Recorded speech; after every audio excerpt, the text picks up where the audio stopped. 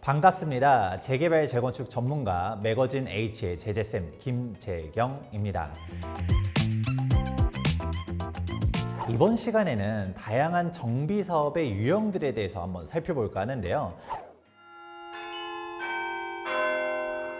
우리는 보통 재개발과 재건축만 말씀을 드려왔지만 사실 막상 실무적으로 현장을 살펴보다 보면 다양한 사업 유형들이 좀 더 있습니다. 예를 들어 뉴스를 살펴봤을 때 공공재개발인 말도 있고요. 도심 공공주택 복합사업이라는 용어들도 나옵니다. 이게 도대체 무슨 차이지? 이 부분 관련해서 오늘 한번 상세하게 풀어볼까 합니다. 우선은 우리가 개념을 좀 알아보실 필요가 있어요. 기본적으로 재개발과 재건축은 민간 사업만 있어 왔습니다.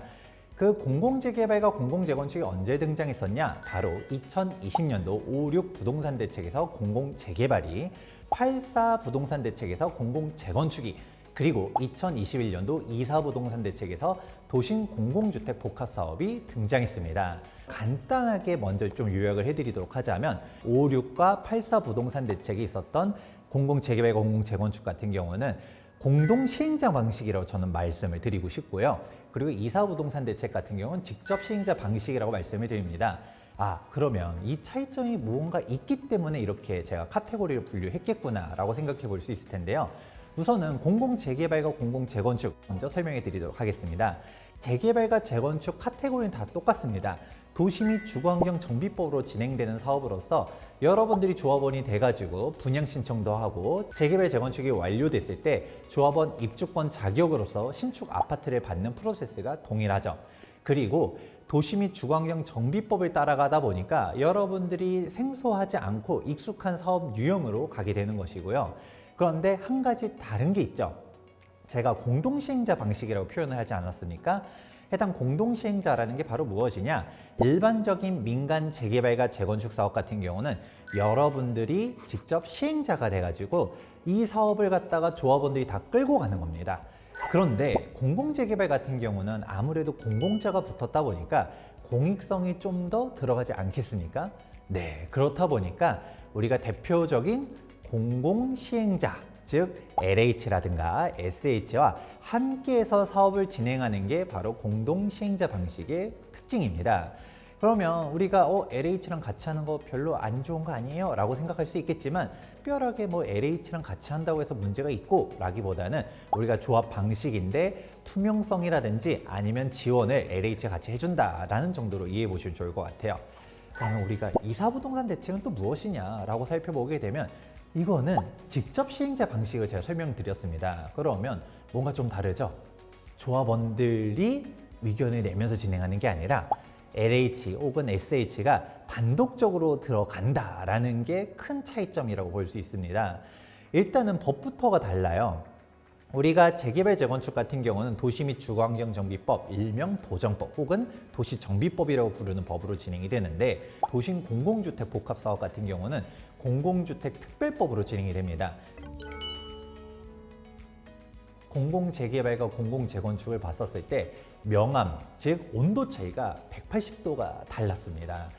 공공재건축 같은 경우는 우리 이거 공공재건축으로 한다라는 것도 아니고 사전 컨설팅만 좀 받아봐 라고 했었을 때 그래도 이 사업성이 얼마나 좋아지는지 이걸 한번 보겠다는 건데도 조합원들이 막 뭐라 하니까 뜨거 하면서 다시 회수하는 경우들도 있었습니다. 그 정도로 공공재건축 같은 경우는 대중적으로 퍼지지는 못했었어요. 그런데 공공재개발 같은 경우는 우리 공공재개발 공모를 합니다. 여러분들 신청하세요 라고 했을 때 많은 조합원들이 정확하게는 많은 후보지에서 우리 공공재개발 좀 지정해 주세요 라고 하면서 경쟁률도 정말 높았었고요. 1차 공공재개발도 선정하고 그 다음에 인기가 워낙 좋으니까 그 다음에 2차 공공재개발도 선정을 하고 하면서 워낙 인기리에 진행이 됐었던 게 공공재개발이었습니다. 그러면 아니 왜 공공재개발은 이렇게 인기가 있었는데 공공재건축 인기가 없었을까를 한번 생각해 볼 필요가 있는데요. 공공재건축과 공공재개발 온도 차이가 벌어진 거는 크나큰 차이점이 하나 있었어요. 바로 어떤 거냐? 바로 공공재개발 같은 경우는 지금 강남 상구랑 용산구에 여전히 남아있는 규제, 바로 분양가 상한제가 있잖아요. 근데 이 분양가 상한제가 불과 얼마 전만 하더라도 막 서울 그리고 주요 지역들에는 다 지정이 돼 있었는데 해당 분양가 상한제를 예외로 해주겠다. 그렇다 보니까 분양 수익을 높게 받을 수 있다 보니까 공공재개발 입장에서는 이런 부분들은 장점이겠구나라고 생각했지만 정작 공공재건축은 분양가 상한제를 피하지도 못했고요. 그리고 재건축 초과이익 환수제도 피할 수 있겠다라고 하면 좋아했을 수도 있겠지만 그런 것도 없었습니다. 그렇다 보니까 주민들 입장에서는 아무리 용적률을 높여준다 하더라도 그만큼 임대주택 많이 지어야 되고 분상제로 또 가격 통제는 되고 재건축 초과이익 환수금도 걷어가고 임대주택만 많이 짓지 남는 게 없는 거 아니냐라는 반발이 있었던 것이죠. 도심 공공주택 사업에 대해서는 공익적인 사항을 보다 더 깊숙하게 들어갔다라고 이해하실 필요가 있는데 문제는 이 부분 관련해서 바로 사유재산권 침해 논란이 있었던 게 바로 도심 공공주택 복합사업입니다. 2월 4일 발표한 이후로부터 새롭게 토지 및 건축물을 취득한 사람들은 입주권을 주지 않겠다. 정확하게 도심 공공주택 복합사업에서는 우선 공급권이라는 용어를 쓰거든요. 왜냐하면 재개발 재건축이 아니라 우리가 도심 공공주택 특별법으로 움직이다 보니까 약간 용어가 좀 미묘하게 다릅니다.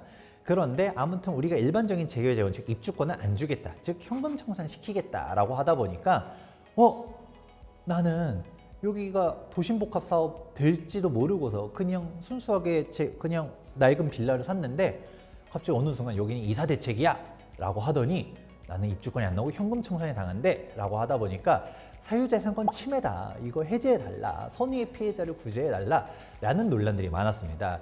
나중에 이게 법제화 됐을 때 2021년도 9월 26일까지 산 사람들은 그래도 구제를 해주겠다라는 말이 나왔었지만 여전히 선의의 피해자 논란들이 있었습니다. 그런 문제점들이 계속 나오다가 2024년도에 이 사람들도 즉 후보지 발표 전에 매수한 사람들 좀 구제를 해주겠다라고 나왔지만 아직 법 개정은 되지 않았었고 해당 사항이 어떻게 진행되는지는 끝까지 살펴볼 필요성이 있습니다.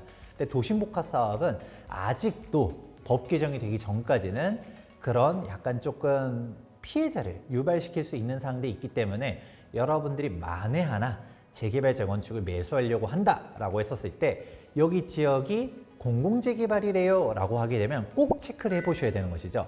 5.6 부동산 대책의 공공재개발인지 아니면 2.4 부동산 대책의 도심 공공주택 복합사업인지를 꼭 확인해 보셔서 만약에 도심 공공주택 복합사업이다 라고 하게 되면 지금 여러분들이 매수를 하게 되면 현금 청산될 수 있다 라는 부분도 꼭 체크해 보시면 좋을 것 같습니다. 네, 이렇게 이번 시간에는 우리가 정비사업에 대한 유형들을 한번 쭉 살펴보았습니다.